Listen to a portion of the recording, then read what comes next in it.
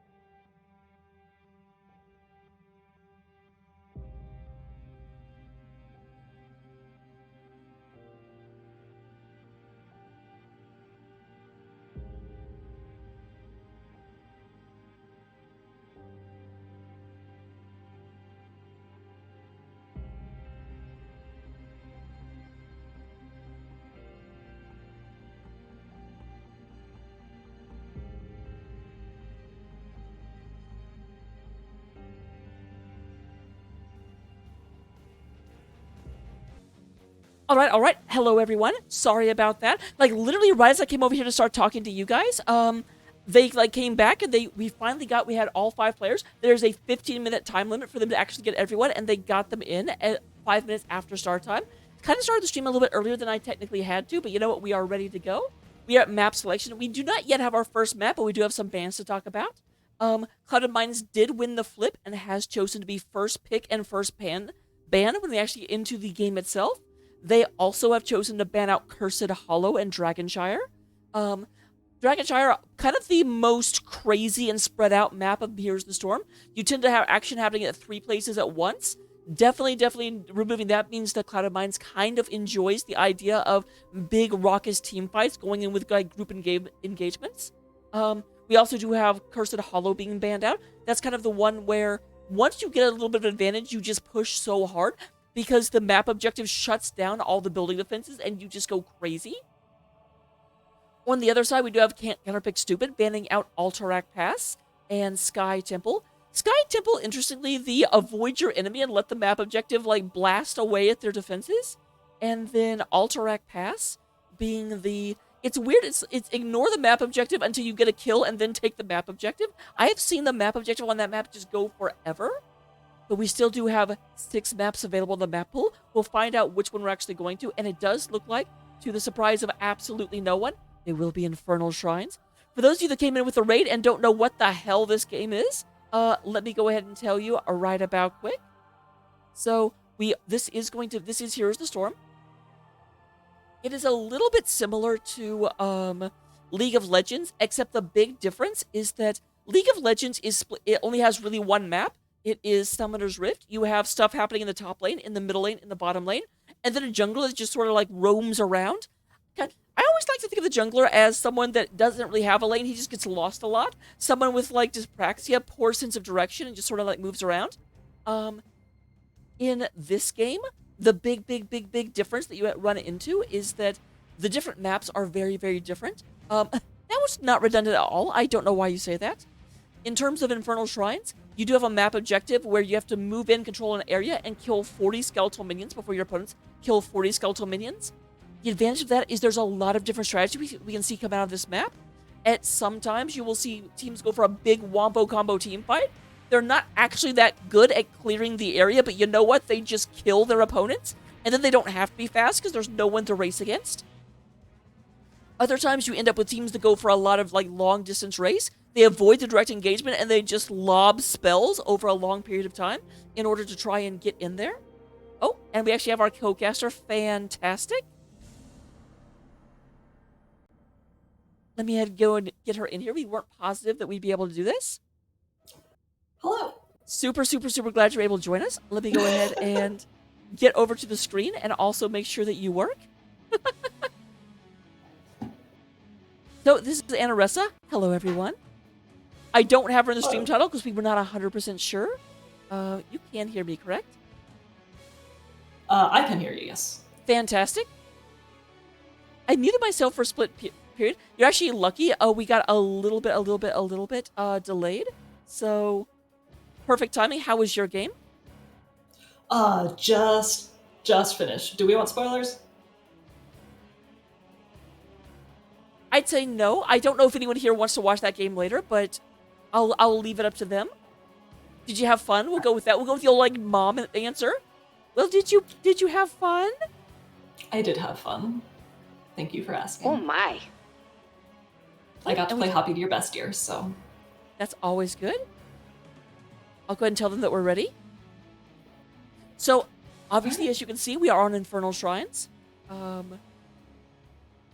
go ahead and move over to the draft screen so people can see a little bit better. So, we are on Infernal Shrines. This is definitely a map that we see a lot of different strategies. I was kind of going over that whenever you got in.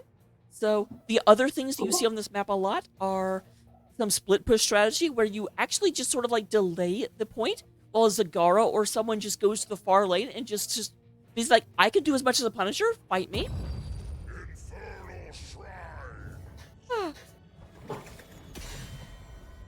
Yeah, and we do see different decision making based on the different types of Punishers and where they're going to get value. We did end up getting a raid from one of my friends that does not play hot, so if I explain things a little bit like base level, Lunar being banned out first ban, they heard about you and your deer? She's a menace. She's a menace. What can I say? You're famous. Even that'd be funny and weird if like casters couldn't see everything and you had to like be a hero that was invulnerable and just run around the map to see stuff. Oh, like a ref in an actual soccer game or something. You always try and go Lunara, that way you can have the Wisp also scouting stuff out in different areas. I feel like if you're the ref, you would need to be like an NPC or a Zerg or something. That's just like one of the little guys from the Zerg wave. That's actually a good question. Of all the NPCs and HOTS, which one would you be if you had to pick a ref?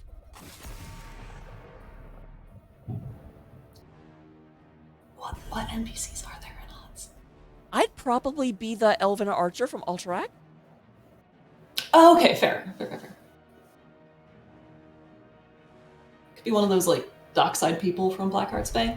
Also, we have Stukov and Rhaegar banned out in addition to Lunar.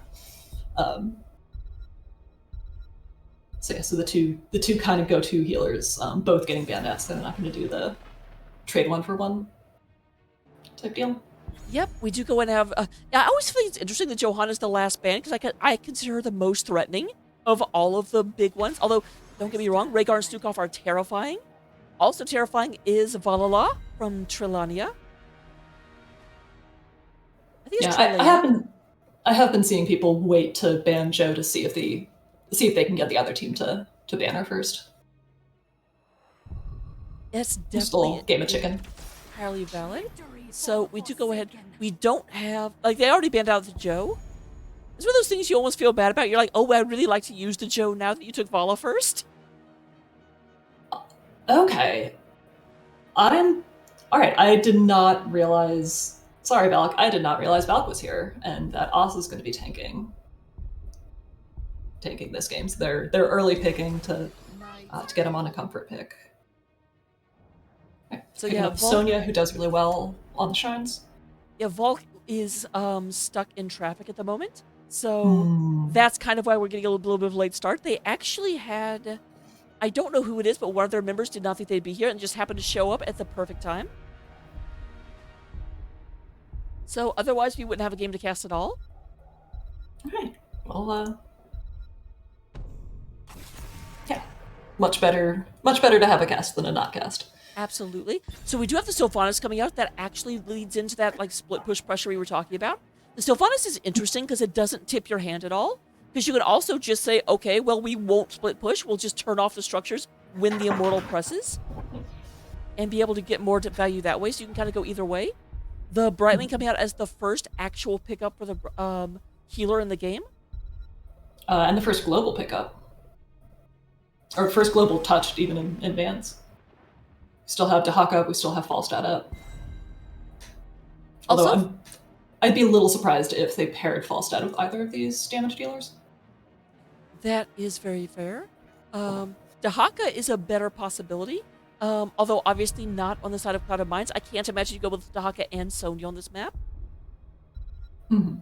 Also, Ewok, thank you very much for giving a sub to Tom Hat.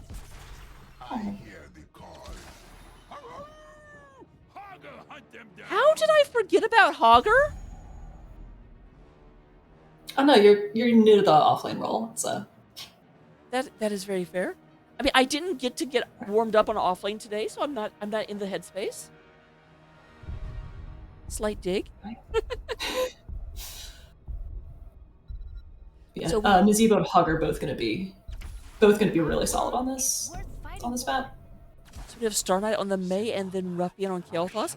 Interesting, they're actually saving their healer pick for the last one. It's not a thing I see a whole lot. I mean, if it's someone that's fairly easily countered, or if they're waiting to see what the second damage is out of Clouded Minds. That's what when I think about like what healers are easily countered. Because I feel like that's the role that's the hardest to just. But there we have Tyrande. So I guess that one. That's it's kind of what I was thinking Wits would do, but I wasn't going to say that out loud. But yeah, the Mei blinds might mess with her a little bit, but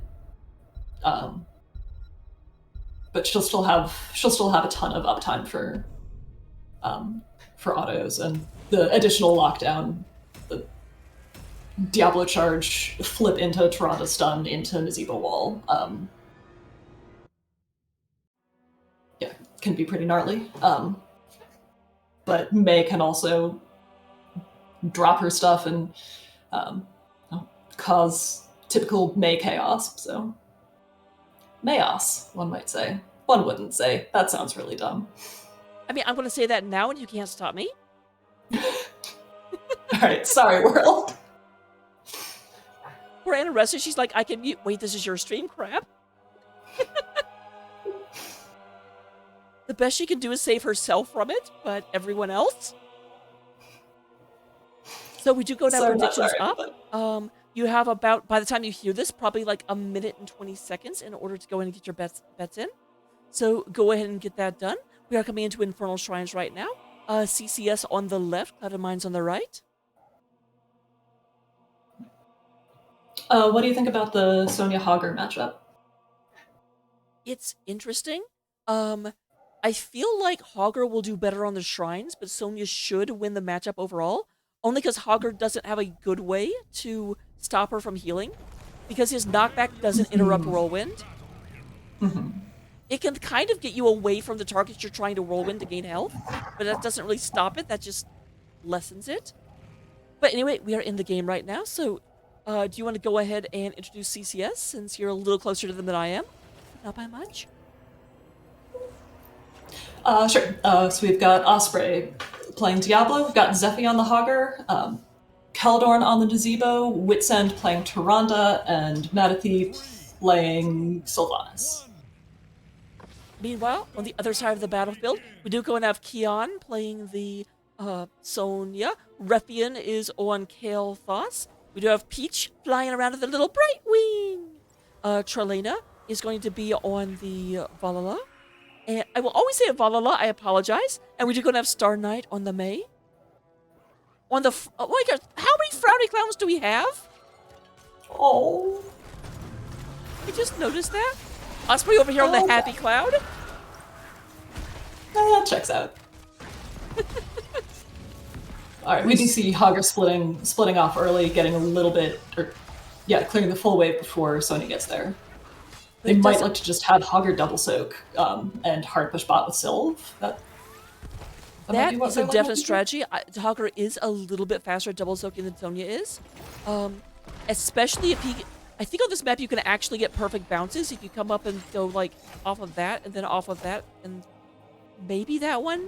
I don't know, I don't play Hogger. Chad, I hope that's meant something to you guys because I have no idea what Brock is talking about.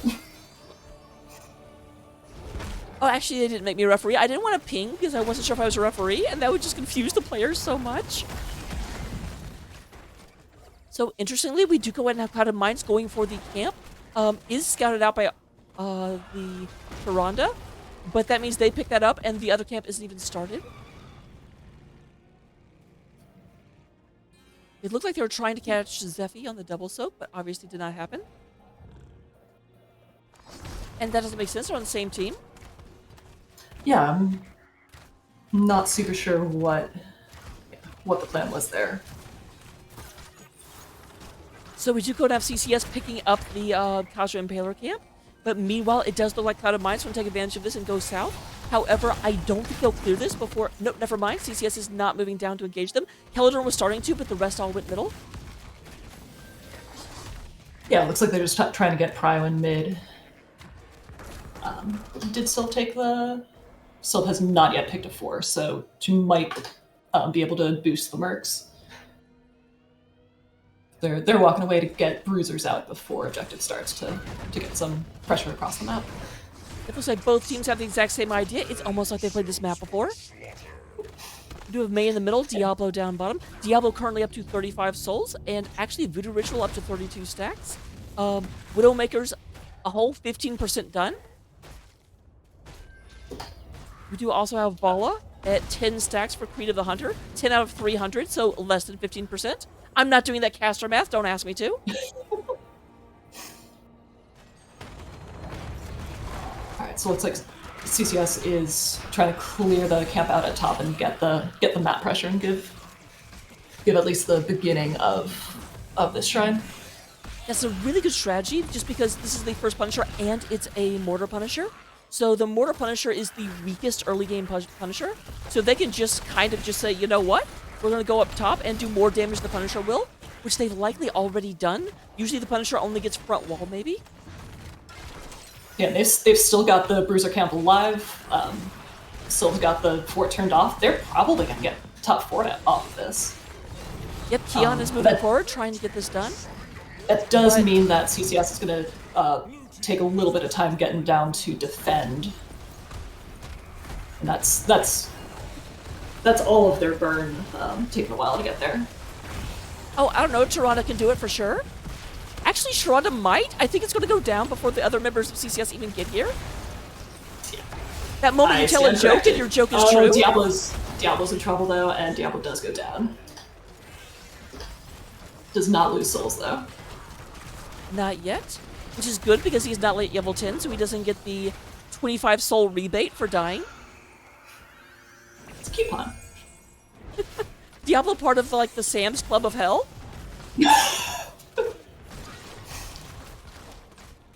Mail-in rebate to get in 4 to 6 weeks you get 25 souls back. Call today. So we just go and have Hogger Alright. double soaking. It does look like we are back to getting camps. We cannot yet get our camp for CCS because, of course, they delayed getting the first one. And bot camp isn't up for another 18 seconds. Yeah. Looks like Cloud & Mines is coming bot to contest that. We do have Diablo back up. Team's pretty much exactly even on XP. Yep, the only real advantage right now is the CCS did, of course, take that top fort, which means there are occasional catapults moving across the top. Widowmaker's moving through up to 66. 60% done. 66 out of 100 is super easy to do caster math. Vala, I'm why really can't proud you be of out of them. 100? Alright, so CCS is picking up their null camp. Trading that for bot camp going over to Cloud & Mines. Still very, very even when it comes to experience. It does look like Cloud & Mines will get 10s, like, a tenth of a second sooner, but nope, I'm a big liar. Oh!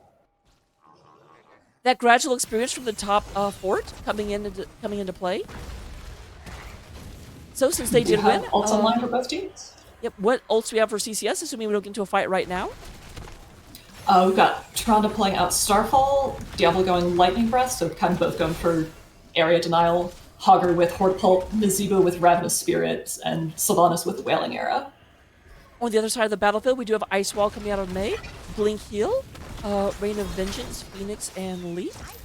So a little bit more of the singular engage, at least with Leap and the Reign of Vengeance. We do see Starfall coming out dealing a bunch of damage. Oh, the Ravenous Nazeebo Spirit shakes is it just for going some being kills. his absolute best little slappy ghost.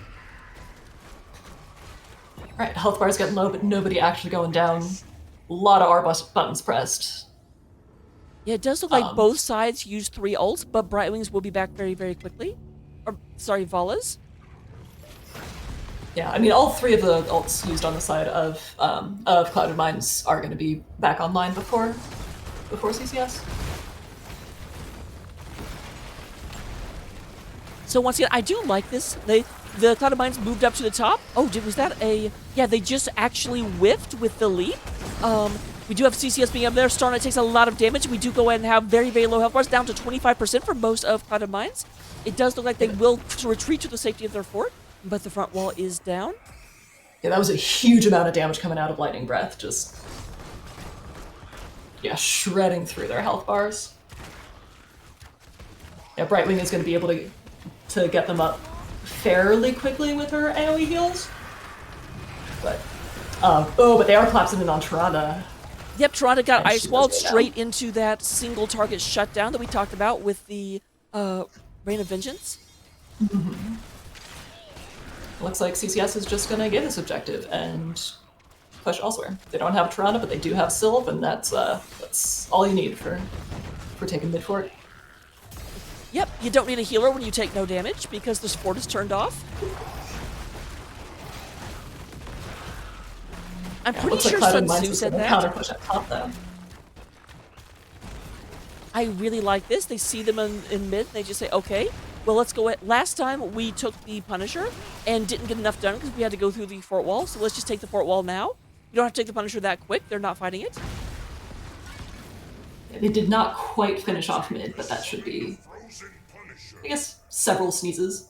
Maybe a slight coughing fit to get that down. Yeah. It's only one sneeze, as long as that sneeze is lightning breath. Oh, there's a wailing arrow coming out. Slapping Ghost goes ahead and takes out Fall. Both damage dealers are gone. Zevia Horta pulls forward, wants this, but we'll go ahead and back off. Yeah, but definitely zones out the May. Yeah, both May and Brightwing backing. We have And Sonya top down fort below, stands. trying to go ahead and move in and to get bottom camp. Peach teleports down there.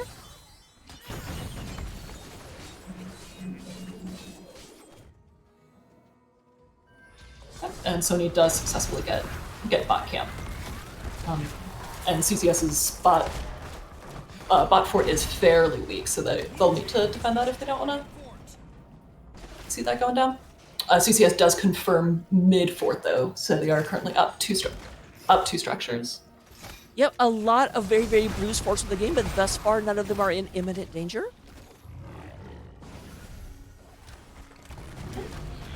Though some of them are on imminent danger.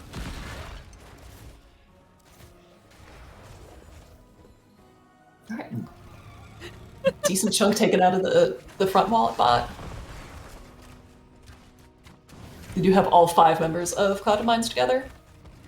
Yep, And Starlight they're moving in on looking to get a Zephy at the pick moment, up but nope. They're probably kind of cooldown, so like that Hortipole is probably up. If we tried to collapse, they would end poorly for us. It looks like all ults are going to be up for the next engage. Oh, we do go in and get the Ice Wall, hitting both Diablo and Celadorn. There is the confirm, but Celadorn only takes the 1 stun, no follow-up damage. There's that Lightning Breath once again. Vala, poor Vala. And keep in mind, Vala did take Creed of the Hunter and has died twice. For those of you that don't know, Creed of the Hunter is a Gambit quest. So every time Vala dies, she actually loses bonus attack speed. So she's down to 15% bonus attack speed right now. Yeah, if there's any gap in the chain CC for Diablo to get off Lightning Breath, then it totally turns those fights. And Oz has gotten it a couple times. So there is the 3rd and final fort under the control of Clouded Minds going down. Here we have a very drunk owl. Which made more sense for the stream than for you, because you have no idea what I'm talking about.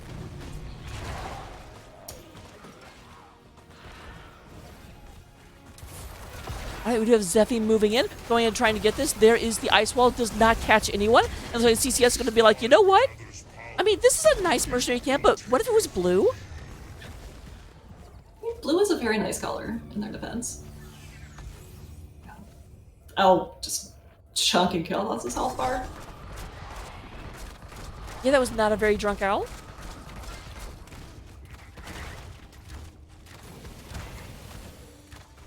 Yeah, that owl could definitely recite the alphabet backwards for the police officer. Oh, I actually knew someone in college that practiced that. Was it me? Yes, I knew you in college, don't you remember? Alright, Cloud of Minds has almost picked up 16s. One of the bruiser camps is cleared out, the other one's pushing, but they've got some time to take an engage if they can hit 16s here. And they do indeed have 16s. But there is Hogger. Hogger finally living his best Hogger life and being able to bounce. Ice Wall comes in, does not actually connect. Does split Diablo from the rest of the team though. They've got to push in hard or give this up, 1 to 2. There's Lightning Breath catching 2 people again. Silence Arrow comes out, keeps them from being able to move in. But they do get Celadorn down. The Zebo is no longer alive. They do trade out for the Sonya though, and the Arcane Punisher is on the battlefield. Yeah, Sylvanas gets split, the rest of Cloud of Minds collapses on her, and that is a 2-for-1 in favor of Cloud of Minds.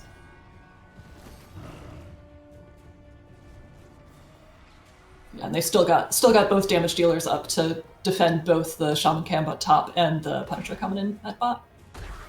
Yep, CCS not really pushing too hard with this. They do know they're down a person. Technically 2, but you guys understand. Yeah, I mean, CCS is up in structures and up a level and a half in experience, so they're able to play the slow game and not take risky plays and just wait for 20.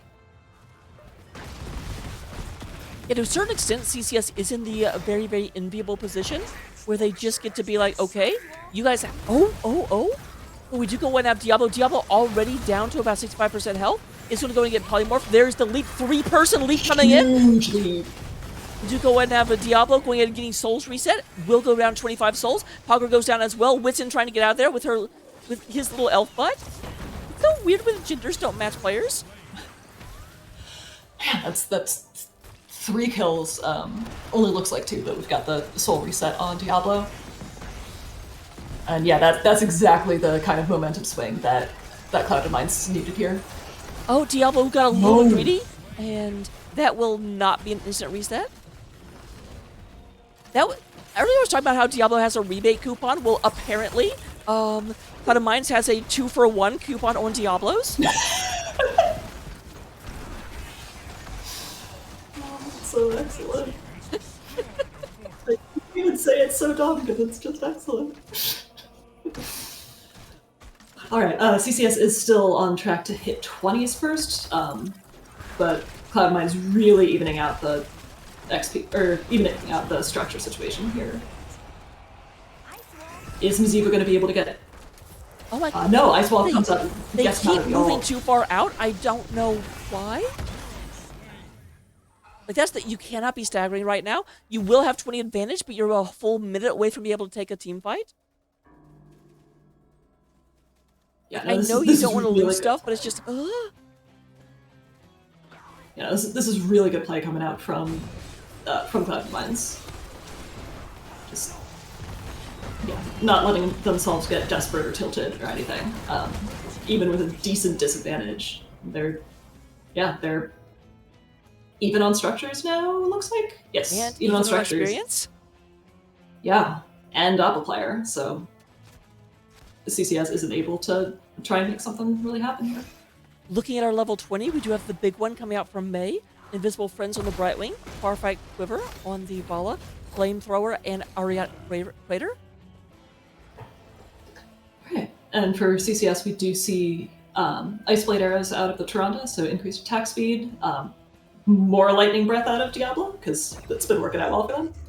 No Control out of Hogger. Vile Infection out of Mizivo. Is at 160 stacks out of 175. And Bolt of the Storm out of Sylvanas. I've always thought that was so weird for Nazebo that your level 20 talent is contingent on your level 1. Well, it's the baseline. Yeah, the baseline quest. Well, I mean, yes, but it's the only level 20 talent that is situationally better. Mm-hmm. There's this huge power spike, but only if you've done your homework. He's really close to having done his homework, though. 168 out of 175. They might look to get it before moving in on this. Yeah, that's what I was going to say. They are still 7 away. Yes, Keldorn does go to the middle, says, I need to get this. 71. Is that 2? 7? This is the most I've cared about in Mizivo in a long time. Alright, so it does hit it. They do get that power spike. Huge styles coming out. It is enough to take down May. There is a double-person leap coming in, with Sonya going right in. Oh, there is the Hellfire. Ruffian, step forward. This is a long Hellfire. You're... It's such a stupid talent! Really nice zombie wall coming out of Mizivo to keep, I guess that was Kel'Thas at that point, locked into the Lightning Breath. I do love the aesthetics of it. It's like, this is such a powerful lightning, it's hell. And I'm just like, I don't think that's... It's kind of how lightning and or hell work, but you know. But yeah, that is 3 kills in favor of CCS. They are going to be respawned, I think, by the time Punisher actually gets to core, but this is going to be a keep going down. Oh yeah, 1,000. Yeah, especially with there you go. Mm-hmm. This is the problem when we cast together. Half the time we're saying the same thing at the same time. Yeah, and this is still a healthy Punisher, still at 80%. There is the stun on Star Knight. On one. Oh, but Star Knight taking a ton of damage though. Right, when he gets shot, going down. Get away. Oh, what? Okay, I was watching the people, not the core. Yep, that is the number 0. So game 1 goes over to Counterpick stupid. Very, very well played game. Could have gone either way. I was not sure until the end. And honestly, at the end, I was not sure because I wasn't watching the core. The game just stopped happening. I'm like, wait, what? Oh. Fights are exciting. What can I say? To those of you that know me at all, you will not be surprised that I very, very much look for the kills all the time. But looking at the stats in the game, we do have Brightwing just healing her little heart out, actually doubling the healing come out of Tyrande. Though granted, Tyrande is not a healer you take for the raw healing numbers. Yeah, we are absolutely even on kills though, 9-9, which really matches with the back and forth that we saw and the really strong comeback out of Cloud9's. Yeah, but that Nazebo power spike and CCS just being able to charge in with that kind of confidence and that long of a lightning breath. It's just, yeah, that power spike is enormous for them. Yeah, just the delay on the Nazebo in order to be able to wait for the 175 stacks. I don't know if it changed the fight, but it definitely like moved the fight into a much more comfortable realm of victory. Mm-hmm. Speaking of not taking Tyrande for the healing, we do see Tyrande with top hero damage by far on CCS1. I Out damaged that. only Ella.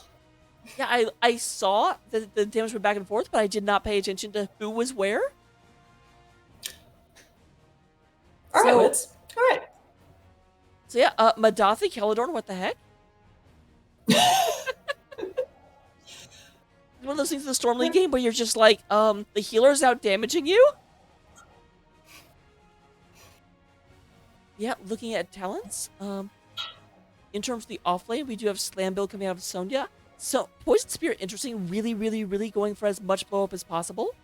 You have the leap in order to secure the kills. We saw a lot of really good leaps come out of that game. Mm-hmm. No escape and Giant Slam, interesting. Makes sense with the Diablo. With the Diablo, yeah. And Hogger's health pool isn't small either. Hogger also has a bunch of talents, but I don't actually play Hogger, so I can't talk about it intelligently. Here's all of Sonya's talents, and Hogger also has talents.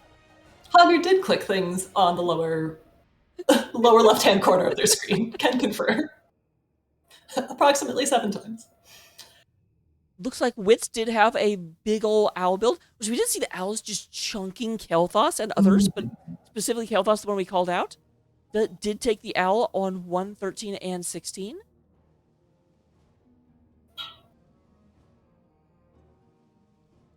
But yeah. Sylvanas going for a little bit more of a blow up build. Instead of taking percent damage at 1, going for more spell power instead.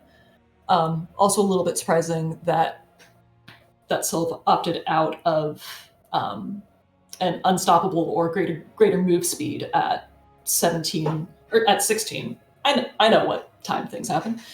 At 16, in favor of extra healing, so being able to stay in the fight longer instead of being scared by the Mei slows and the.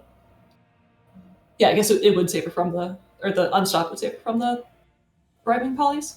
We do have our next lobby coming up though. We do, so we'll be right back as soon as we get to draft. Don't go anywhere. We've got at least one more game, hopefully 2. CCS, I love you, but I always root for game 3 every time.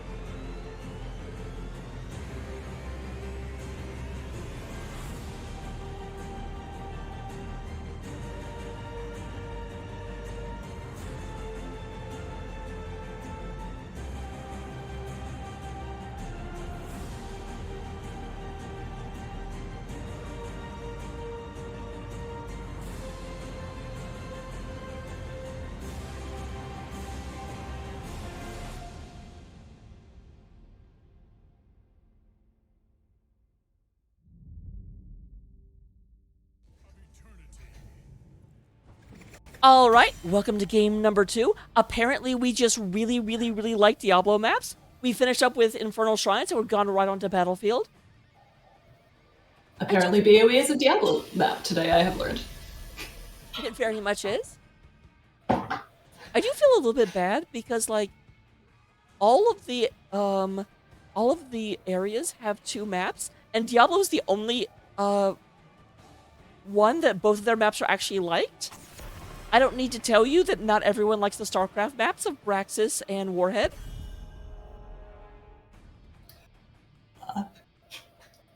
Yeah, no comment on these. I do want Born to still be my friend, so. So, no comment. And similarly, Lunar getting instant banned.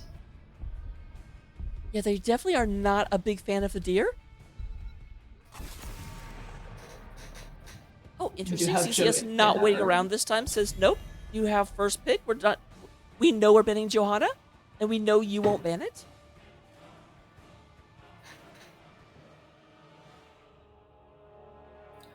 We do have Clouded Minds opting for first pick, as you can see. So BOE was CCS's choice.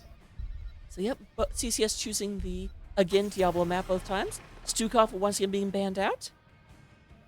Are we going to see Rhaegar banned out here? Are we going to have a complete repeat of the bans? I mean, we really switched it up with switching the order of the bans on the side of CCS. So I'm feeling rejuvenated. What this is like every 50,000 miles you rotate your tires. Oh no, we see the May coming out. All right, so taking out both tanks with blinds. So yeah, that may mean, are we going to have a first big Vala again? Because obviously Vala struggles into blinds quite a bit. I stand ready. I mean, she does, but also her Q build, which is what you generally go on BOE, doesn't care if she's blinded or not. That is very true. Oh, we do have Wits going Tyrande early. Says, you know, last time we had fun. Actually, this is a great. You're playing both elves with bows. You're just going to like confuse the enemy of which one they're actually targeting. Thought you were going to talk about how useful of a pick Tyrande could be on BOE, but nope, they're elves. They're elves with bows. But yeah, the Tyrande trait, really able to help burn immortals on BOE. I kind of feel like that's the ongoing problem. I always think of witty things to say, and you're just like, will you ever analyze? What? I mean, I don't know anything about the lore, so like you being able to handle that entire side of things makes my life easy. So we do go and have Li Ming coming out. It's interesting that they've front-loaded their damage on the side of Clouded Minds. Anubrak obviously able to hold people in place, kind of fulfilling that May role, but obviously only one person at a time. But then once you get that stun train going, the full combo with Li Ming and Vala just dropping damage can get rid of just about anyone, and the person it can't get rid of just got banned.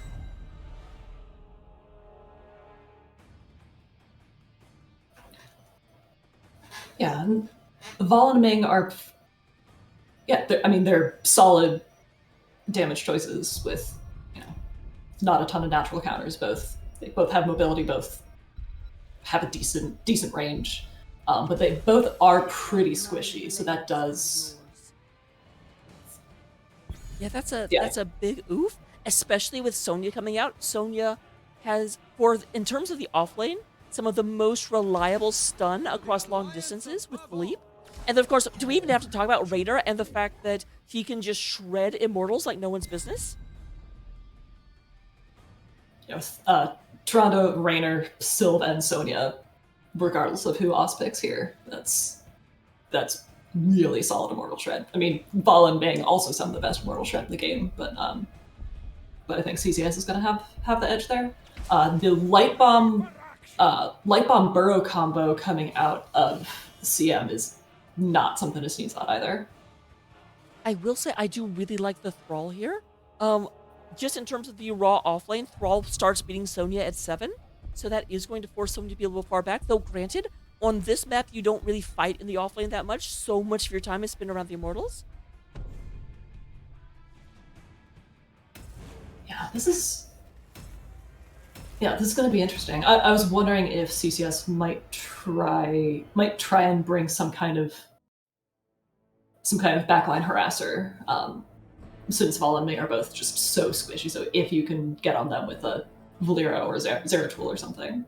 I mean, Sylve is kind of able to do that, and I believe Madathi took the double Haunting Wave talent last time that allows her to just really stay in a backline, stay mobile enough to not have to worry about anything, and just get extra volleys of Q off. But then sometimes you get turned on and die, like may or may not have happened in my game today. Also, just as an FYI to you, Zephyr says hello. Zephy! Oh. Here, So- I can type that. So, coming into game number 2, while you're typing, I'll go ahead and handle CCS this time around. We do have Madathi on Sylvanas one more time. Wits in coming back on Tyrande. Osprey having to move over to Muradin. Raynor coming out for the Caledon. And up at the top lane, we do go to have Zephy in game and also in chat playing the Sonya. You're welcome for the cast-offs. And from the side of Cloud and Mines, we do have Kian on the Thrall in the top lane, and bot lane we have Star Knight on Anub, Peach on Anduin, Ruffian on Li Ming, and Trilliana on Vala. Vala. How many laws do we go with there? I think it's kind of like the Ayaya, where it's just variable. You can keep going. Okay. All right. Or like the Nas and Banana. Okay, not like the do-do-dos in Manam Nam, which are extremely set and need to follow the same pattern every time. Very much, otherwise no one knows what you're doing. We do go to have Star Knight taking a good bit of damage, does go ahead and fall back, was getting aggressed upon by Wit's End. Thrall being... Oh, actually, Zephy is losing this. I was going to say Thrall's moving a little bit far out. Sonya usually wins this, but you know what? Shut my mouth.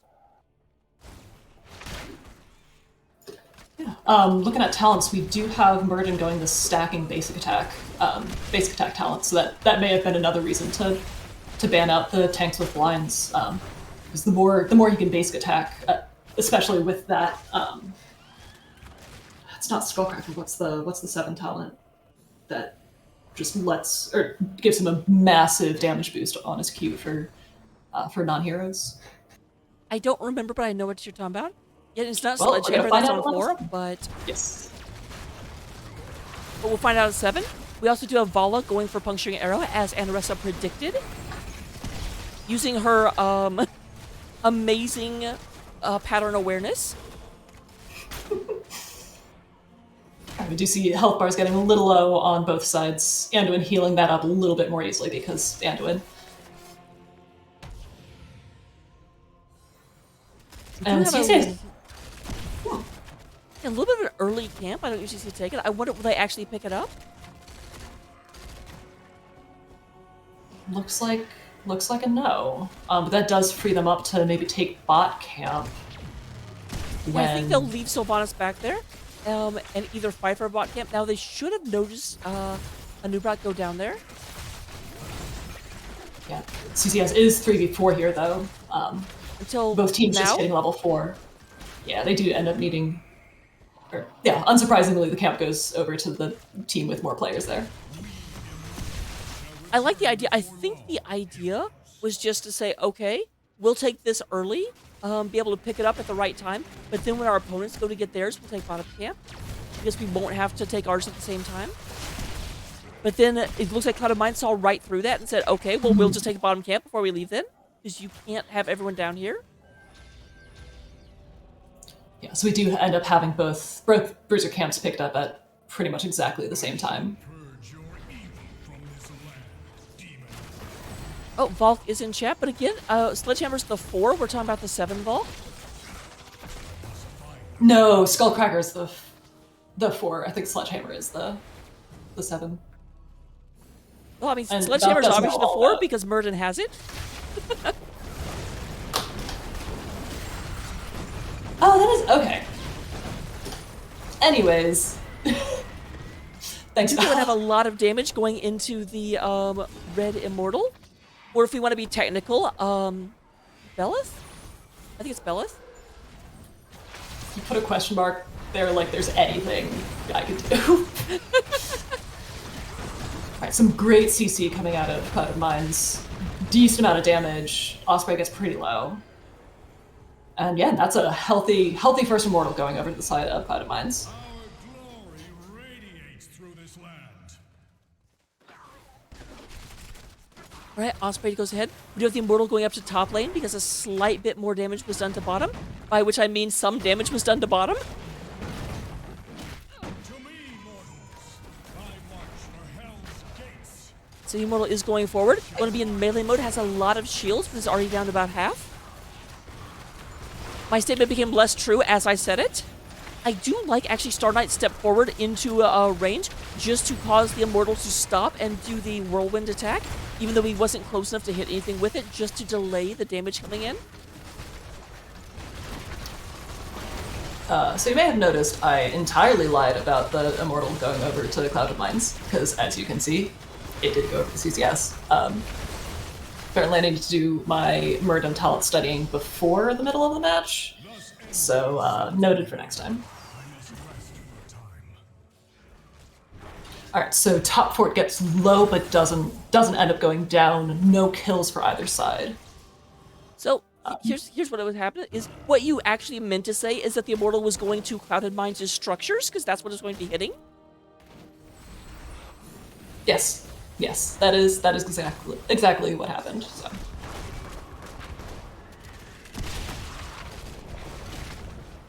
Do go ahead and have it does look like the Tyrande not going for the owl build this time. We have True Shot Aura at level 1, and I think 13 and 16 were the other two owls, but still.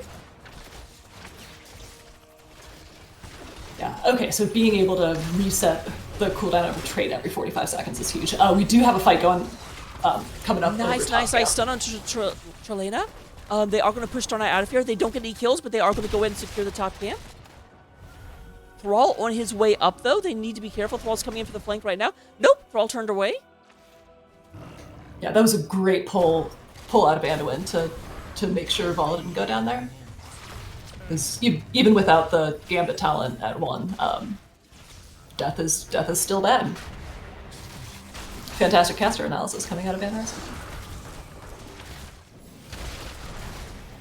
Alright, the Beetles are providing a decent amount of counter push for this camp, though. It's possible they won't even get up to the fort. Yep, they wanted to get this so they can go and secure it. I still think they can make sure to get it, but it's just they don't have the Li Ming. And no, they're going to go ahead and abandon this and go down to go ahead and start shredding the immortal itself.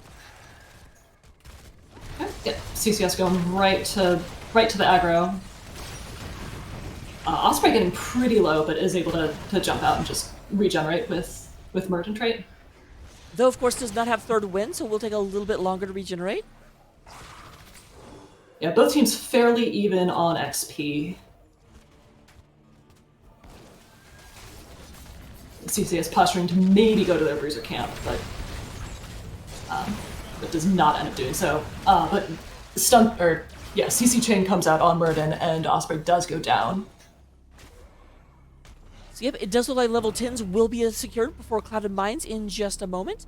They are moving forward. They're being in a defensive position around Belith. I'm a bit surprised without Murden. I don't think you need all these people, but I do leave Trilania over here to go ahead and take down.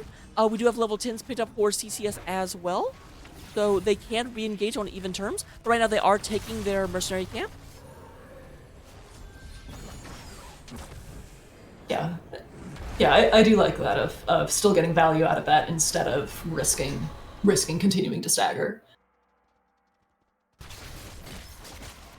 Yeah, and with Vala having such strong immortal burn, I do like the call from Clouded Mines to ensure that the Tyrande, Raynor, Sylve shred trio doesn't just take down the immortal while they try to race. So I do go ahead and have to spend a lot of time going into getting this done. Yeah, this immortal gets almost no value. Does get the wall right at the end. Making a liar out of me, how dare.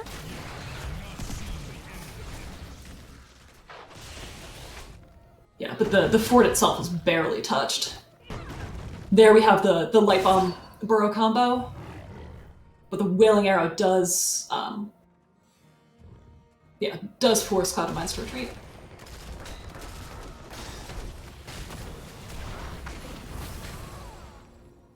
Alright, we do go to have the Li Ming. It lands a nice ice orb comes in. Did go ahead and take Triumvirate and Zai's Vengeance. Not really surprising, but it does mean whenever you just get clipped by those orbs, it's extra bad because you take a lot of extra damage, and there's another orb coming. Speaking of more damage coming, Osprey take a lot of damage, but Trilania having to get back. Does go down. Zephy did come down to make that a 5v4. Thrall seeing that Sonya was gone, but not quite catching up in time. So even with the health bars getting that low on the side of CCS with 5v4, they're able to turn it around and get a kill. Now, Keon needs to be careful. Zephy is in the area. We do have Earthquake going up against Lee. But it looks like Zephy is going to say, okay. Nope, never mind. I thought Zephy was going to just go ahead and secure the fort, but not.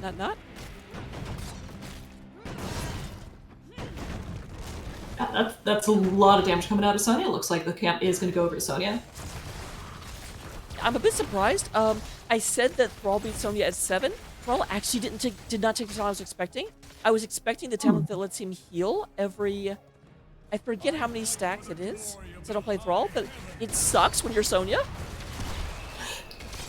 I've only played Thrall and ARAM, so I'm not going to be any help here.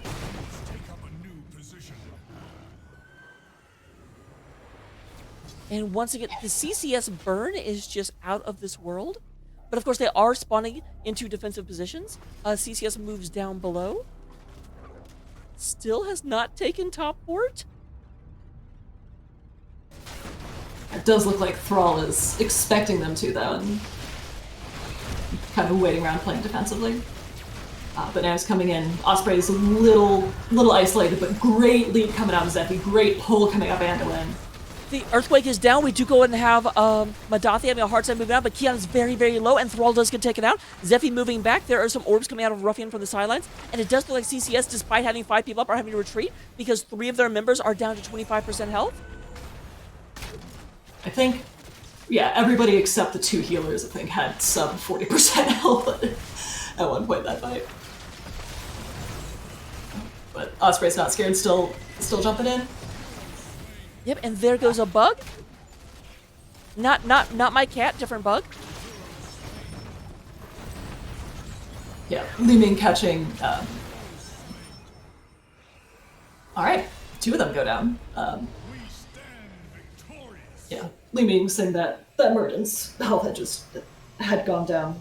Well, ended up getting the last shot there, but still just able to focus the laser on him and prevent him from leaving. But even with losing 2, though, the Immortal does go over to the side of CCS. Yep, does not have nearly as shields it had last time. Does get put into melee mode before it gets to the fort, but I do think this fort is probably going down, especially with Selvon throwing it down. Star Knight moving forward, goes in and gets a double stun onto our ranged DPS. Else with bows and a dude with a gun coming in. We do see Starfall coming out fairly early defensively to make sure that Rainer's able to disengage. So that's the only ult that's going to stay on cooldown for a while at this point. Pretty much everything else is going to be up. And to my is this fort finally going to go down? Yeah, to my absolute surprise, this fort survived longer than its full health brethren. There we go. It was a noble fight, top fort. You did I'm well. proud of you. So we see, even though CCS is up 2 structures, Cloud Mines is ahead in soak. Even on kills, you're the offlaner, you know things. I do? What do you mean they're even on kills? They're 3-3 on kills. I know what the statement means, I just don't know what that has to do with the offlane. Just soak in general. Oh, okay. The 2 statements were connected. I'm like, wait, what? You know, it made sense in my head. Massive wave plus a camp pushing Yep, on. we go and have a CCS. Hyperion going out. They're going in. They're going to get this front wall very, very, very quickly. Their opponents are actually pushing bottom fort, and CCS is absolutely like, oh, we will absolutely trade bottom fort for top keep. It does look like Star Knight and Ruffian are back saying, we don't actually like this trade as much as we thought we did. That is 2 kills for CCS. No longer even in kills. Oh, Sonya catching the Anduin. Looks like Anduin must have been trailing behind or got their back stopped or something.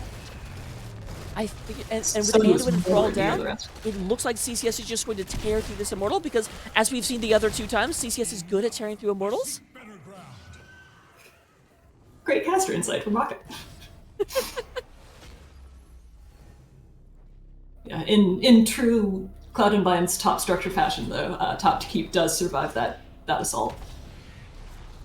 CCS backs off to go ahead and get the immortal damage instead, and push out their bruiser camp to counter push bot. I guess this will push with immortal, assuming it goes over the side of CCS. And assuming CCS does not randomly wander off and kill bottom keep at some point. Right. Hyperion's up in 12 seconds. Could happen. So I really like what CCS is doing here. They're staying back. They're like, make them come to us, make them fight us under Immortal, because we have bottom camp pushing along with... Okay, actually it's the same catapult pressure, but still, they have to leave and deal with that at some point. There is the leap coming in, catches 2 people. There is the pullout onto Trilandia, but that means there's no one to save Thrall, although Thrall might be saving himself. Yeah, it was a fantastic turnaround, and then fantastic turnaround to the turnaround. I feel like this is spy, counter spy, anti-counter spy. Vala getting pretty low. Wow, health bars just dropping all over the place. But ends up being a 1-for-1 offlaner for offlaner trade. And Raiders getting scary low there. Yeah, they do have Vala not with them. This is 3 versus 4. But of course, they went back and tapped, and their opponents were not able to. And that... A lot of these guys, Ming Orb away from death. And of course, the big problem is that if Ming Orb gets to death, Ming Orb could just have another orb right away, because that's how Ming works.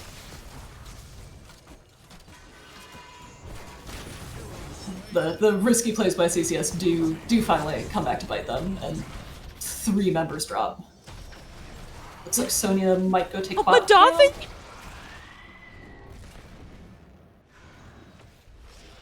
Down to 1,300. Zephy trying to go in. They want this Immortals down to 300, down to 99. They get the Immortal with 177 left on the other side. Or wait, no, I got that backwards. The Immortal does go to the side of Clouded Mines. I was just watching the one side and then it stopped. Sonya able to leap out and somehow survive that last puncturing out arrow out of Vala. That was... You know, I like the try. I like the try. Also, at some point during all that, the top keep went down. I don't know when that happened.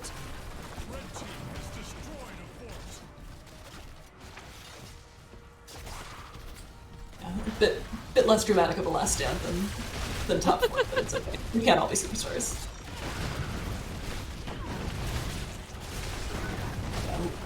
With that crazy push at the end, though, it does mean that this Immortal has basically no shield and does go down pretty fast. Yep, they were able to get through the wall, but this does mean that you'll have continual catapult pressure coming across the back, or coming across the top of the map, being met by only occasional catapult pressure. So there is a pretty good wave coming in, now being supported by a Kasha camp. Yeah, it looks like Cloud Mines is going to send their bruiser. No, they're not. They're going to skip over it and go straight bot.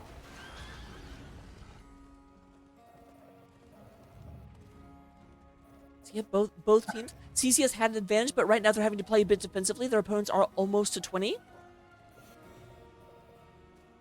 No one has an advantage right now, but if they engage, 20 would come up mid-fight. And that is a bad, bad thing. Rocket advice for the match. Don't fight when your opponents have a 20 advantage over you. CCS doesn't have long to wait until they can take a fight again though. And yeah, it looks like Cloud of Mines knows that and is opting to just take their bruisers instead. They might still be able to catch that window though. But nope, the bruiser camp gets picked up, the CCS is able to back away. Yep, we are right at the verge. And there is 20. We do have Ignore Pain from the Sonya, Rewind, Bolt of the Storm, Ice Blade Arrows, and Hyperion. Cavalry's arrived. I couldn't remember the name of the talent. Repent before my wrath, demon. Okay, so the CDR on Hyperion, not the death timer that A just gives lot you of this damage coming out onto Osprey. Osprey going to be taken out, but Vala also taken out. And actually, I lied. Osprey not going to be taken out. They do have a kill onto Thrall as well. That is 2 for 1. They go ahead and get Madathi out of there. Before Osprey down to How did 700. Murray survive? I don't know how. I definitely thought I watched him die, but they're able to take out Vala while Cloud of Mines is just pumping all of their damage into Muradin. CCS's damage notices that, takes advantage of it, and I mean, here's what I have to say. I announced that Osprey died. What is going on with these teams that they made me a liar? I'm not okay with this. it was very rude of them. I think we'll need to give them a stern talking to after this. Clearly, this is why I don't run the Ministry of Truth. This is the only reason. All right, CCS catches up to where Cloud of Mines got to in terms of race, but with Vala such a big part of their race and still just coming up spawning now, looks like this will probably go over to CCS again. There is the leap in, but there's a pull up or Ruffian. Ruffian being saved for the moment. A lot of damage going into that Immortal. There is the Star Knight Light Bomb coming in. Catches 2 people in the Immortal stun. And oh my goodness, a lot of damage coming in. Madathi having to run back. Osprey looking very, very, very low, but the Immortal does go down. Osprey does finally get caught in one last stun chain though. All right, and Zeph is able to make one more trade to go on there. Taking out Thrall, but losing his life in the process. Yep, we do have a 2 for 1 in favor of Cloud of Mines. Cloud of Mines now have to brace themselves. The Immortal is coming right down bottom lane. CCS is down their entire front line though, with both Muradin and Sonya out. So it does leave them fairly vulnerable if Cloud of Mines decides to just go past the Immortal and engage on them. Yep, they don't all 3 of their people are very vulnerable. The only big problem is that Cloud of Mines does not have the best engage outside of a Nubarak.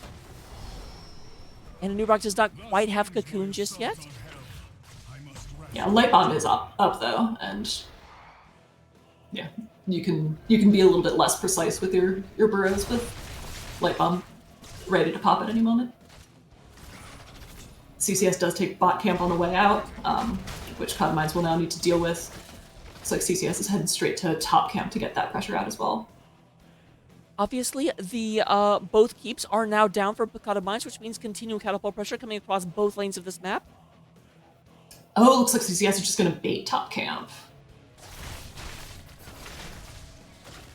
This is really smart. They're going to be able to move in and actually catch. Will Cloud of Mines be able to tell this is coming?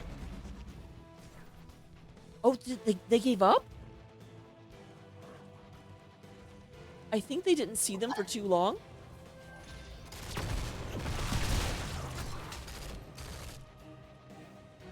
Right. Now, both sides just I'm going to going assume back. those were big brain plays. I think it was just that they didn't actually see the other team, and they were like, we don't know where they are. I think they were hoping that Cloud of Mines would move up close to vision, let them jump out at them. But because Cloud of Mines came through the safe way, they were like, we don't actually know where they are.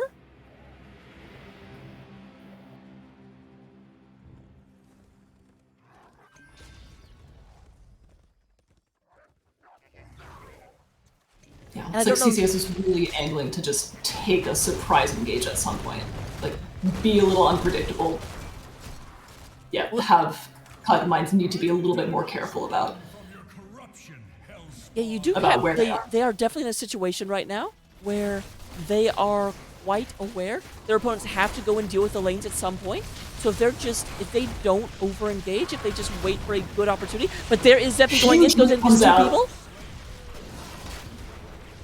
That's what Yeah, I was leap talking with the about. silence arrow to follow up is huge. Yeah, and just blows up Thrall. And Osprey is still going for it. The light bomb comes out, and that is able to take down Muradin. Star Knight looking very, very, very weak as well. We are 1-1 at this point. Tank for Bruiser. Nice CC chain coming out of the side of Clouded Mines. Clouded Mines is moving onto the Immortal on CCS's side. I move to new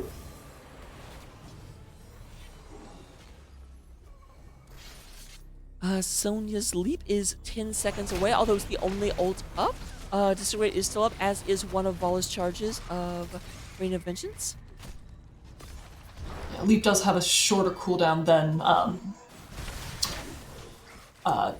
Cocoon or Light Bomb, though, so Sonya does know that there's a little bit of a window there, but that window is closing pretty fast. Looks like they're just going to play defensively.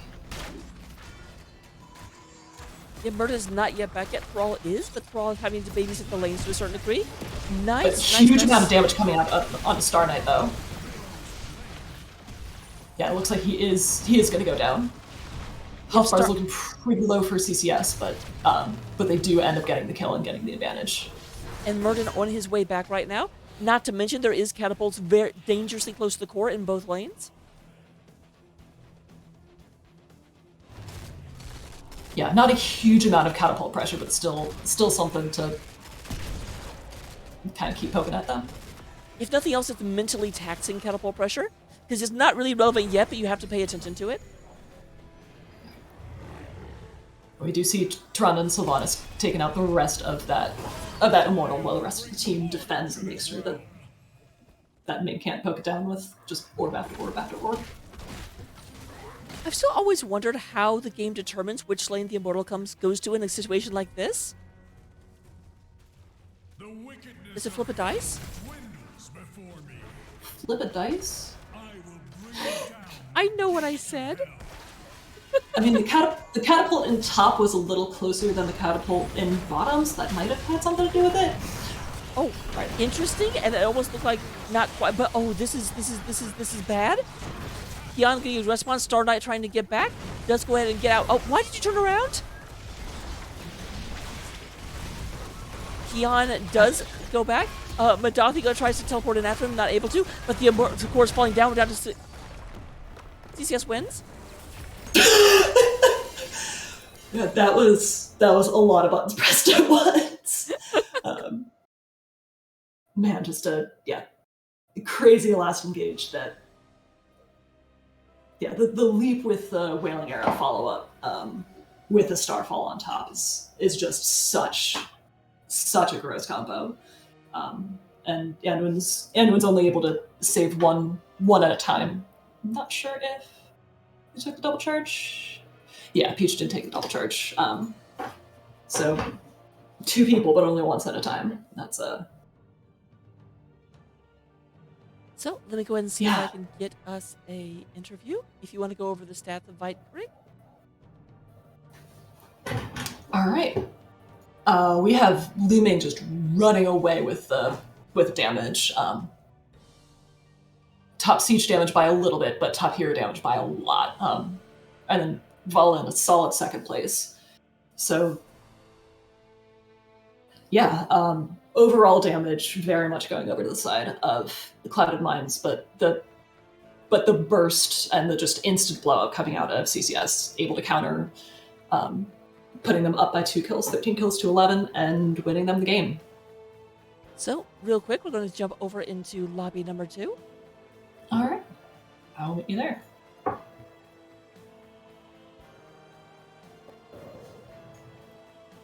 All right. They haven't actually confirmed they're coming, but I can't imagine them not coming for an interview. Oh, we shall see. In the meantime, we do actually have Tyrande out healing the Anduin this time. yeah, just with the objectives being the way that they are, and her just able to constantly auto attack, her heals were able to get a ton of uptime in this game. Just one more reason why she's such a strong pick on this map. And we do have a Wit's End. Hello, Wits. Hello. So, first of all, congratulations. A very, very, very close and nerve-wracking set of games, but you did end up coming out with a 2-0 that does not reflect how close these games actually were, but still very well played. Thanks. Yeah, no, it was a sweaty one, but it felt good. Yeah, how stressful is it needing to heal Osprey's Muradin? His Muradin or his Diablo? I don't know which one Yes. was. Yeah, I mean, in that match in particular with the Muradin, he just really liked to take all of the Leeming stuff right in the face, and so that Mhm. definitely made it a little bit tricky. Yeah, but you were able to keep him alive enough of the time to win the game and to out heal the Anduin for that map. So whatever you were doing was working, and I was impressed. Well, thanks. Yeah, we like that. We like that there. It seems to work pretty well if we can be aggressive and get on the Immortal. Mhm. So, I do have to ask, having played Infernal Shrines and Battlefield, and you guys got both map picks, do you just, really like Diablo? Yes. Oz thinks all the characters are Diablo characters. Must get confusing when you get that quest to play 2 games with a Diablo character. Why is this not completing? Yeah, like every match, he's like, "Look, we picked 5 Diablo characters." So, Really needs to get that 200 gold every time. mhm. Needs to unlock the rest of the heroes, you know. So, looking at the shrines, it was interesting because you guys did end up going for Hogger, but I only it was like this weird where you got, oh, we'll get Hogger because they're really good at shrines, and then we'll ignore the shrine until the very end of the game. Yeah, I mean, I'd say that the first part was a little bit intentional, but it wasn't necessarily intentional the whole time. It just where we ended up being, it just Hogger wasn't there for that, and so we just got value somewhere else. But yeah, I mean, I think early on it worked as we wanted. We got a little too aggressive mid lane down 2 heroes and got 3 of us killed, and then we staggered deaths for a while and let them back in. But up until, I don't know, I think first 2 Punishers, I think we gave them both Punishers and we got 2 forts and they had no structures taken. So it wasn't until we pushed in too aggressive when we got a Punisher where we got punished for it. I see what you did there. Yeah. How were you able to handle the gigantic momentum swing that that Cloud of Mines was able to get on you guys there with the just honestly a lot of staggered kills in a row? Yeah, it was a lot. It was like 2 minutes straight. I think I had commented in comms, like that's 2 minutes straight of us not having 5 on the board. I don't think it was. I don't think we felt it was that rough. Because again, like we had all 3 of their forts down and they had no structures yet. And yeah, I mean we let them back in there, but we were so far ahead in push and waves and lanes that it really, I mean, it let them even things out a little bit, but we still were, we never really felt behind. We were still kind of in control. Mhm. You'd kind of built yourself that buffer in the early game. Luckily, because if not, then that would have totally, yeah. I mean, it had the potential to be completely, swap over, and now it's their win. So basically, what you're saying is that whenever you got all 5 people up and they had taken 3 of your forts and both teams were 20, you're like, okay, let's just don't do that again. Well, yeah, I mean, yes, we did have that conversation. Let's stop staggering our deaths. Just stay up until we're all 5 up again. The Immortal was pretty fast. We could clear it pretty quickly. I'm sorry, the Punisher. Well, either one. But the Punisher we could clear pretty quickly with the mark from Tyrande. I mean, that first Punisher, Diablo and Tyrande cleared before they took half the fort, just the two of them. So we weren't terribly afraid of them getting the Punishers because we could clear it so fast.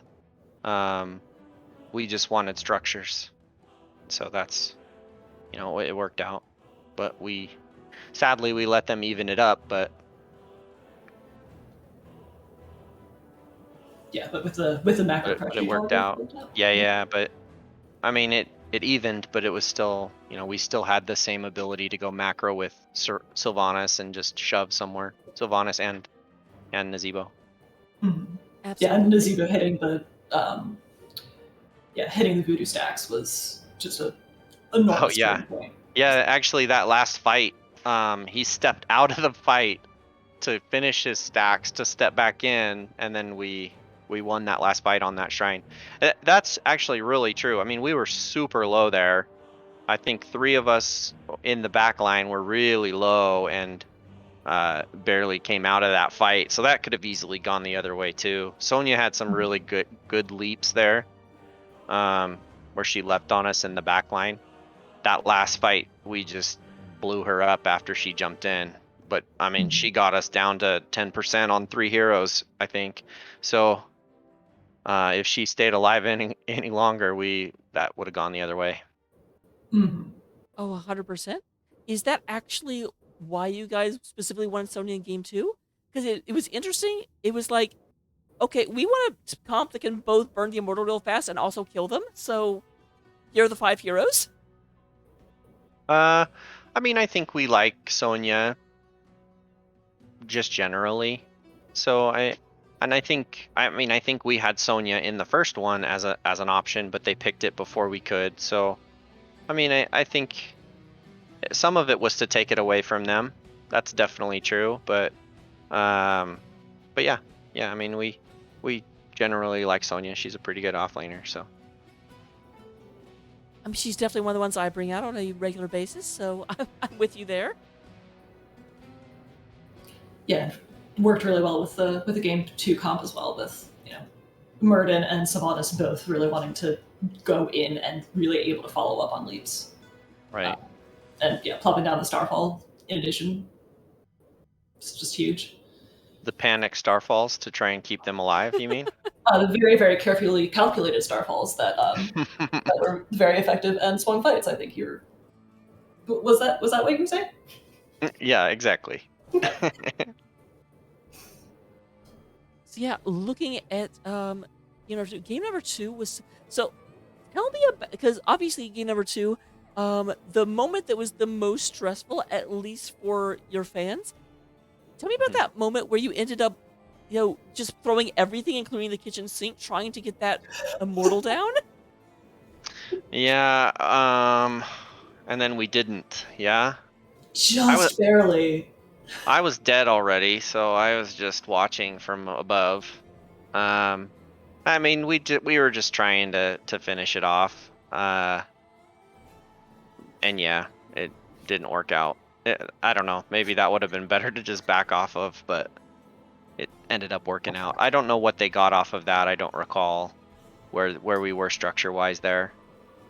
Yeah, it was still early enough that the Immortal didn't get much value, especially since it showed up with like 178 shield. Right. Yeah. It had a little bit left, and so not too bad.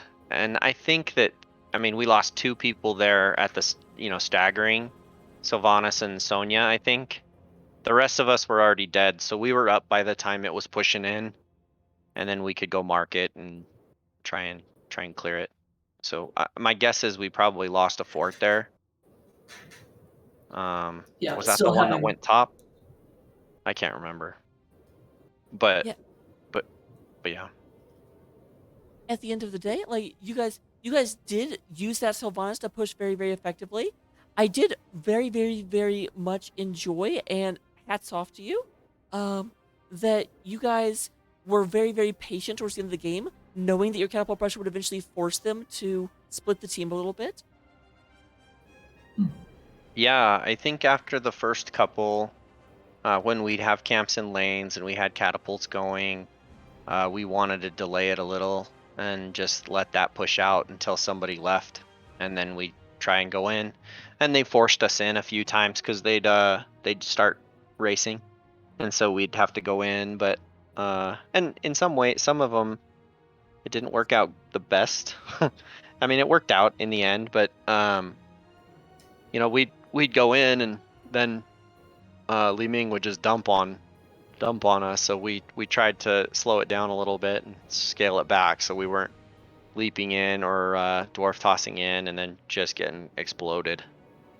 So if we could just delay it a little longer, even if we're taking some of the Li Ming shots and delay that out while somebody leaves to go lane, then we could engage on them. All right, definitely makes sense. Those are all the questions I had. Do you have any questions about either map, Anna? I think I've already asked the ones that I had in mind. So yeah, just GG's. So let me go ahead and, well, actually, one final question, not about the maps, because I always ask this. Where does the name Counterpick Stupid come from? You know what? I don't know if I even know the answer to that one anymore. I think we started out with a couple of other names, Uther and the Snowflakes, and what else were we? I think we were less than 3 at one point. And we kind of changed our roster a little bit and decided we wanted to rebrand it, and we were trying to come up with names, and that one was one that we thought was kind of applied to the banning phase and stuff like that, and just thought it was fun. So that's what we went with. I always like to ask that just because very, very often there is a great reason people want to be a certain way. But yeah, I don't know that there's a great one here, but yeah, just we thought it was funny and we liked it. In some ways it was kind of a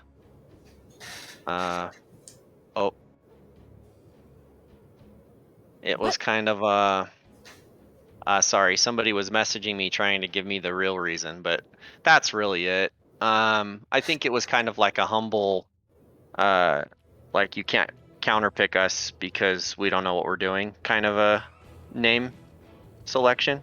oh, makes sense.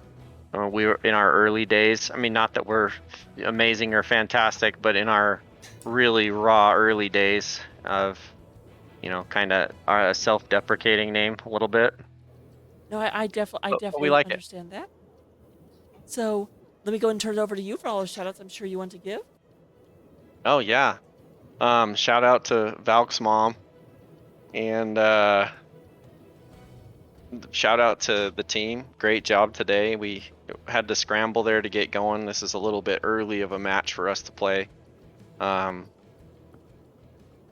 But somehow we managed to scrape people together to get it done. So shout out to them for that, and shout out to Clouded Minds. Love playing against them. That was a lot of fun, and sometimes it goes this way and sometimes it goes the other. We've certainly been on the other end of the 2-0. So shout out to them, and I'm sure we'll see them later on in the season or in playoffs and that sort of thing. So, and shout out to you guys for casting and being such awesome parts of the community. Thank you guys for all that you guys do.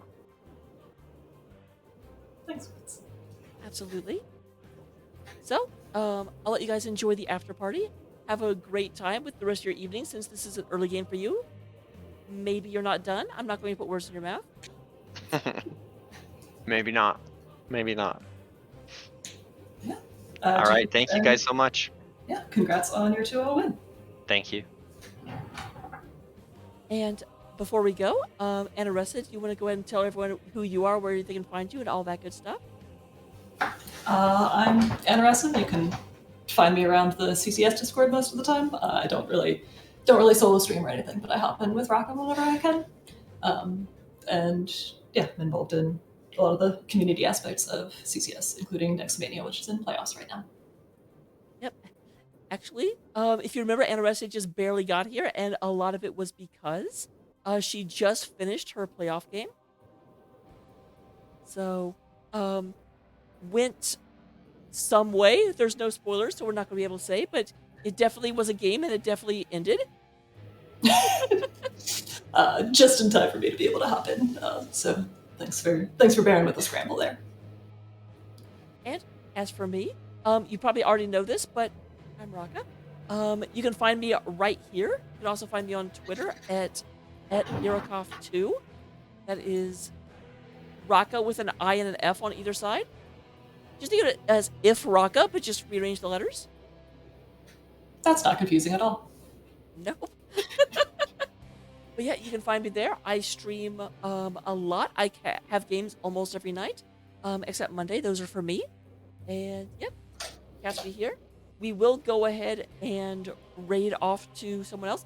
I don't see any other NGS matches, so it's the advantage of late night streams. I get to abuse my power and actually go and raid what in my mind. This is actually one of my best friends. His name's Radio. He's not playing Heroes, but you know what? Be nice to him.